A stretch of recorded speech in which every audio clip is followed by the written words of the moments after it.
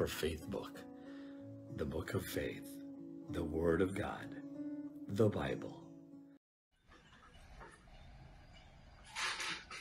Isang mapagpalang araw po sa inyong lahat. At ako po si Joe Vidora Jr. from Hillcrest Family Life Baptist Church. Ako po ang na-assign today magbigay ng FBK. Happy New Year po sa inyo.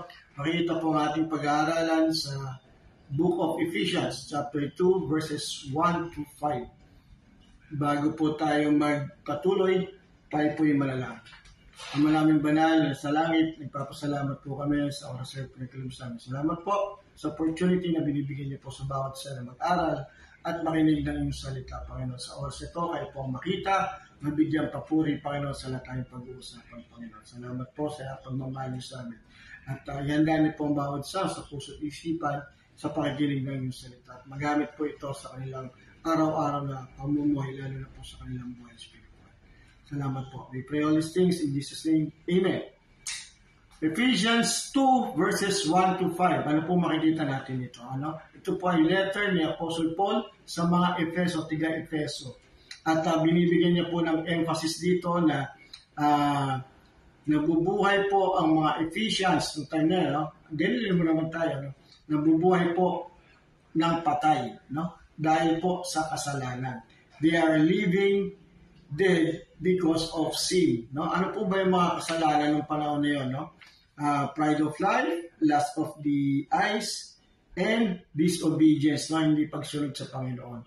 Pinapakita po dito ni Apostle Paul na lumalakad po sa kasalanan ang mga tao ng unang panahon.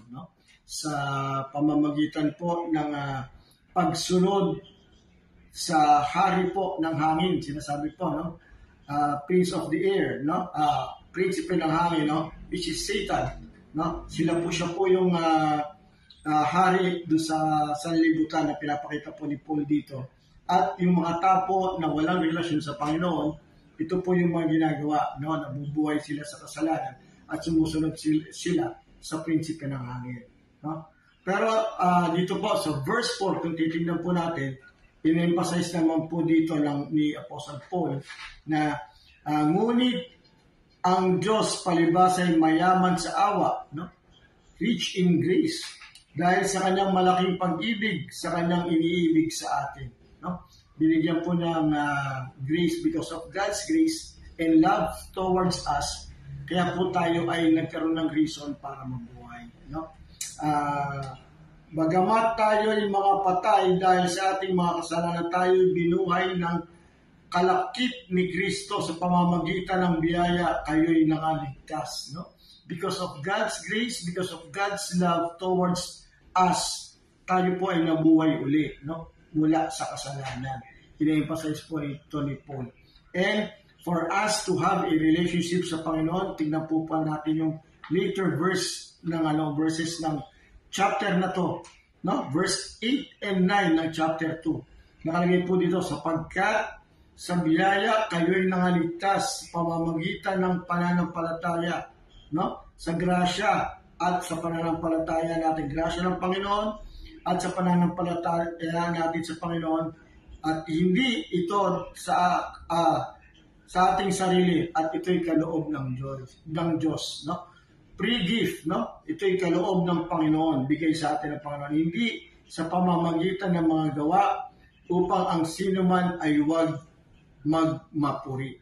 Napakaganda po ng salita ng Panginoon. For by grace are ye saved through our faith. At ito ay hindi sa ating mga gawa, kundi ito ay bigay ng Panginoon. Totoo po, kung wala tayong relasyon sa Panginoon, tayo po ay patay na buhay. Buhay na patay. We're living dead. Parang mga zombie, sabi nga po nila, may mga zombie. Pero yun nga po, totoo po yun. At wala po tayong, kung wala tayong relasyon sa Panginoon, patuloy po tayo magiging ganon, buhay na patay. But because of God's grace and God's love towards us, and because of our faith na ibibigay sa Panginoon, hindi po sa ating mga gawa, wala pong magagawa to. Kasi pag ito po ay dahil sa ating gawa, tayo po ay pwedeng magyabang. Kaya ito po ay grasya lang ng Panginoon na binigay sa atin ng Panginoon sa pamamagitan ng ating pananampalataya sa Kanya. No? We're living in sin dati po, no? Living din. But because of God's grace, tayo po ay nagkaroon ng reason, nagkaroon po ng chance para magkaroon ng relasyon sa Panginoon at mabuhay para sa Panginoon. Salamat po sa oras ito. Kayo po ay maging enlightenment po itong pinag-usapan po natin. No? Enlighten po kayo sa pamamagitan ng salita ng Panginoon. No? At patuloy po tayong saliksikin ng Panginoon sa ating buhay. Hindi lang po ito sa pamamagitan ng nagkaroon po tayo ng relasyon niya at titigil na tayo po.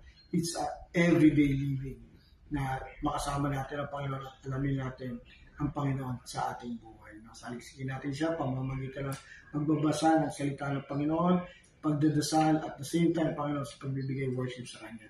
No? Ngayon, salamat po sa pagkakataon na pinagkaroon sa akin. Tayo po yung manalangin. Lord Jesus, thank you very much sa opportunity na binigay niyo sa akin, Panginoon. Na kayo maging kahayaya ito sa inyong kaharapan, Panginoon. Naway sa amin na pag-aralan, magamit po namin ito sa aming buhay spiritual, Panginoon. Na makita po namin na kayo ang source of everything, Panginoon. By your grace, by your love towards us, kami po ay nagkaroon ng buhay, Panginoon, at nagkaroon ng relasyon sa iyo. Salamat po. We pray all these things in Jesus' name. Amen. Amen.